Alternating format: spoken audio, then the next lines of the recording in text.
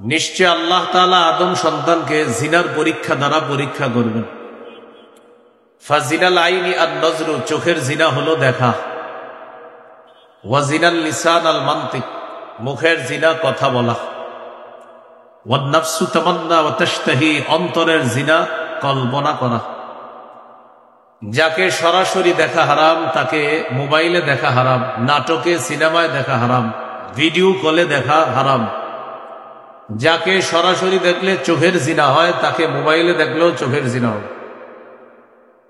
এই জন্য জিনা এখন সহজ। শুধু কি তাই, যারা জিনাকে পেশা হিসাবে নিয়েছে তারা এখন এদেশে শ্রমিক হিসাবেও আইন পাশ করার জন্য চেষ্টা চালাচ্ছে। আল্লাহ আমাদের এই দেশকে সকল ধরনের ষড়যন্ত্র থেকে হেফাজত করে। তো জিনা এখন সহজ, প্রত্যেকের পকেটে পকেটে জিনার উপকরণ থাকে। আল্লাহ যাদেরকে হেফাজত করে তো তারা হেফাজত থাকলো। অনেক মানুষ আছে যারা রাস্তাঘাটে গুনাহ করে না, কিন্তু তারা পর্দার আড়ালে সেই পকেটের ওই যান্ত্রিক যন্ত্রণা দিয়ে ঠিকই চোখের গুনাহের মধ্যে লিপ্ত হয়ে যায়। রাসূলুল্লাহ সাল্লাল্লাহু আলাইহি ওয়াসাল্লাম বলেন, লা আ'লামান্না আকওয়ামান মিন উম্মতি ইয়াতুনা ইয়াওমাল কিয়ামাতি বিহাসানাতিন আমসালি জিবালি তিহামা। আমি আমার উম্মতের এমন এক দলকে জানি যারা কিয়ামতের ময়দানে তিহামার শুভ্র পাহাড়ের মতো বিশাল বড় আমলের স্তূপ নিয়ে উপস্থিত হবে। ফায়াজআলুহাল্লাহু হাবাআম মানসুরা, আল্লাহ তাদের এই বিশাল পাহাড়ের স্তূপকে ধূলিকণার মতো বানিয়ে দিবে, দেখা যাবে না। সাহাবায়ে কেরাম বললেন, সিফহুম লানা, হুজুর তারা কারা, তাদের পরিচয় আমাদের কাছে আপনি একটু বলে দেন।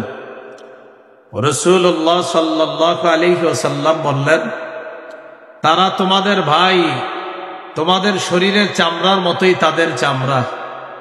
ইয়াখুযুনা বিল-লাইল কামা তাখুযুন, রাতে তোমরা যেমন তাহাজ্জুদ পড়ো তারাও তাহাজ্জুদ পড়ে।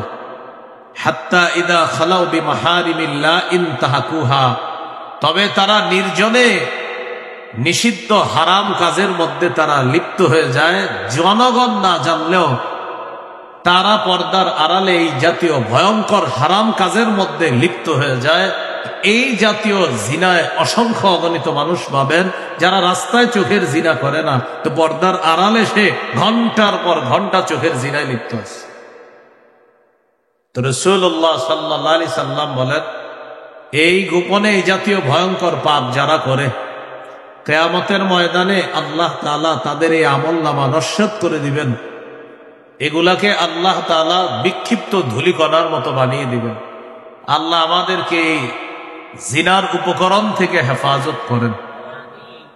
তাহলে দুইটা কথা বললাম, একটা হলো আল্লাহর আদেশ প্রকাশ্য পাপ গোপন পাপ ছেড়ে দাও, আর একটা হলো আল্লাহর নিষেধ নতুন করে প্রকাশ্য অশ্লীলতা গোপন অশ্লীলতার কাছে যেও না।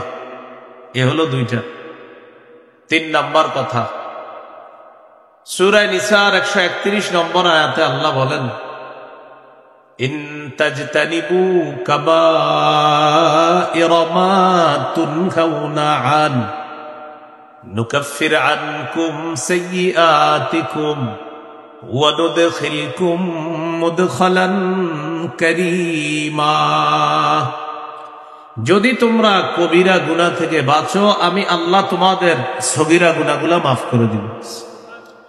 মৃত্যুর পর সম্মানের জায়গা জান্নাতে তোমাদেরকে প্রবেশ করাবো। এ হলো 3 নাম্বার কথা। কবিরা গুনাহ থেকে যদি বাঁচতে পারি, আমাদের সগীরা গুনাহ আল্লাহ মাফ করে দিবেন। আল্লাহ আমাদের সকলকে প্রতিনিয়ত কবিরা গুনাহগুলা থেকে বেঁচে থাকার তৌফিক দান করুন। 4 নাম্বার কথা, হারাম কাজ নিষিদ্ধ কাজ থেকে যারা বাঁচতে পারে, দুইজন আমরা আমাদের দুইজনের মধ্যে একজন নফল ইবাদত বেশি করে, পাশাপাশি তিনি হারাম কাজও করে। আরেকজন নফল ইবাদত কম করে, কিন্তু তিনি হারাম কাজ করে না। নিষিদ্ধ কোনো কাজ করে না, কথা বলে না, এই হারাম থেকে যে বেঁচে থাকে, রাসূলুল্লাহ সাল্লাল্লাহু আলাইহি সাল্লাম বলেন এই ব্যক্তি মানুষের মধ্যে আল্লাহর কাছে সবচেয়ে শ্রেষ্ঠ আবেদ হিসাবে গণ্য হয়ে যাচ্ছে। তিরমিজির হাদিস 2305 নম্বর হাদিস। এই হাদিসের বর্ণনাকারী আবু হুরায়রা রাদিয়াল্লাহু তাআলা আনহু তিনি বলেন রাসূলুল্লাহ সাল্লাল্লাহু আলাইহি ওয়াসাল্লাম বলেছেন, মাইয়াখুযু আন্নী হাউলাইল কালিমাত ফায়া'মালু বিহিন্না আও ইউ'আল্লিমু মান ইয়া'মালু বিহিন্না। তোমাদের মধ্যে কে আছো যে আমার এই কথাগুলা শুনবা, গ্রহণ করবা, নিজে আমল করবা, অন্যদেরকে শিখিয়ে দিবা যারা আমল করবে। হাদিসটি আমি আবার বলছি, রাসূলুল্লাহ সাল্লাল্লাহু আলাইহি সাল্লাম একদিন বললেন, তোমাদের মধ্যে কে আছে এমন, আমি এখন কিছু কথা বলবো, এই কথাগুলা সে গ্রহণ করবে, নিজে আমল করবে, অন্যকে শিখিয়ে দিবে যারা আমল করবে, এমন কে আছে? فقال أبو هريرة رضي الله تعالى عنه أنا يا رسول الله। আবু হুরায়রা রাদিয়াল্লাহু তাআলা আনহু বললেন, হুজুর আমি আছি, আমি আপনার কথা শুনব, গ্রহণ করব, নিজে আমল করব, অন্যদেরকে শিখিয়ে দিব তারা যেন আমল করে। রাসূলুল্লাহ সাল্লাল্লাহু আলাইহি সাল্লামের এই হাদিসটি আপনারা এখন যারা শুনবেন, আপনাদেরও এই ওয়াদা করতে হবে যে এখন আপনারা এটা শুনবেন, গ্রহণ করবেন, আমল করবেন, অন্যকে শিখাবেন যারা আমল করবে, তাহলে এই হাদিস আমি বলতে পারি। কারণ এই হাদিস বলার আগে শর্ত হলো এটা যে শ্রোতা ওয়াদা করবে যে আমি সবগুলা শুনবো, শোনার পর নিজে আমল করব, অন্যকে শিখাবো তারা যেন আমল করবে, তাহলে আমরা ইনশাল্লাহ আশাবাদী আমরা আমল করব। তো কোন সাহাবী রাজি হয়ে গেলেন কথা গ্রহণ করার জন্য? আবু হুরায়রা রাদিয়াল্লাহু। রাসূলুল্লাহ সাল্লাল্লাহু আলাইহি সাল্লামের এক আজীব ছাত্র আবু হুরায়রা রাদিয়াল্লাহু তাআলা মাত্র 3 বছর আল্লাহ রাসূল সাল্লাল্লাহু আলাইহি সাল্লামকে পেয়েছেন। এই 3 বছরে আল্লাহ রাসূলের এত বেশি সোহবত লাভ করেছেন, সান্নিধ্য লাভ করেছেন, 3 বছর ছাত্র হিসাবে আল্লাহ রাসূলের ছাত্রদের মধ্যে শ্রেষ্ঠ ছাত্রদের একজনের মর্যাদা তিনি লাভ করেছেন। কয় বছর মাত্র? তাহলে ওনার চেয়ে বড় বড় কত সাহাবী আরো কত বছর নবীজির পেয়েছেন, তিনি 3 বছর আল্লাহ রাসূলের ছাত্র ছিলেন। শুরুর দিকে তার মেধা অতটা শার্প ছিল না। আবু হুরায়রা রাদিয়াল্লাহু তাআলা আনহু এই হাদিসটা বলার পরে আপনাদেরকে ওইটা শোনাইতেছি যেটাতে নবী বলছে কে আছে আমার কথা গ্রহণ করবে, এটা শোনাইতেছি। এর আগে আরেকটা হাদিস শোনাই, বুখারীর বর্ণনা 119 নম্বর হাদিস। আবু হুরায়রা রাদিয়াল্লাহু তাআলা একদিন রাসূলুল্লাহ সাল্লাল্লাহু আলাইহি সাল্লামকে বললেন, সামি'তু মিনকা হাদিসান কাসীরা ফাআনসা। হুজুর আমি আপনার কাছ থেকে অনেক হাদিস শুনি, কিন্তু হাদিসগুলো আমি ভুলে যাই। فقال رسول الله صلى الله عليه وسلم ابسط رداءك। রাসূলুল্লাহ সাল্লাল্লাহু আলাইহি সাল্লাম বললেন, তুমি তোমার চাদরটা বিছিয়ে দাও। ফাবাসাততুহু, আমি আমার চাদরটা বিছিয়ে দিলাম।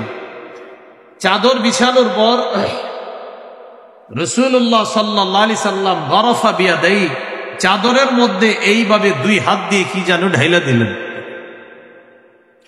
হাত কিন্তু ফাঁকা, এরকম করলেন চাদরে। এবার নবী বললেন, আবু হুরায়রা চাদরটা পেঁচাও। সাহাবী আবু হুরায়রা রাদিয়াল্লাহু তাআলা চাদর পেঁচাইলেন। চাদর পেঁচানোর পর রাসূলুল্লাহ সাল্লাল্লাহু আলাইহি সাল্লাম বললেন, চাদর নিজের সাথে লাগাও।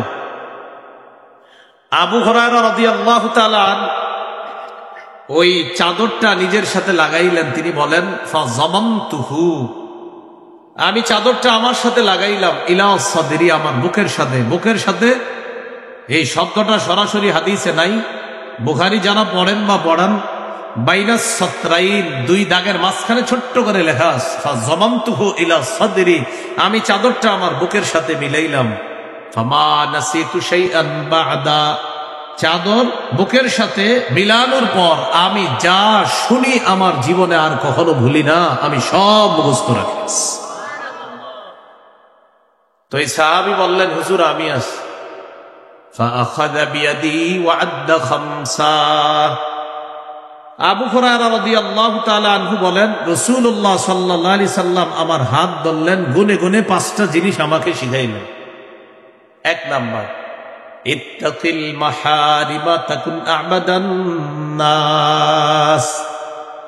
হারাম থেকে তুমি বাঁচো, হারাম কর্ম থেকে বাঁচো, হারাম কাজ থেকে বাঁচো, হারাম কথা থেকে বাঁচো, হারাম খাদ্য থেকে বাঁচো।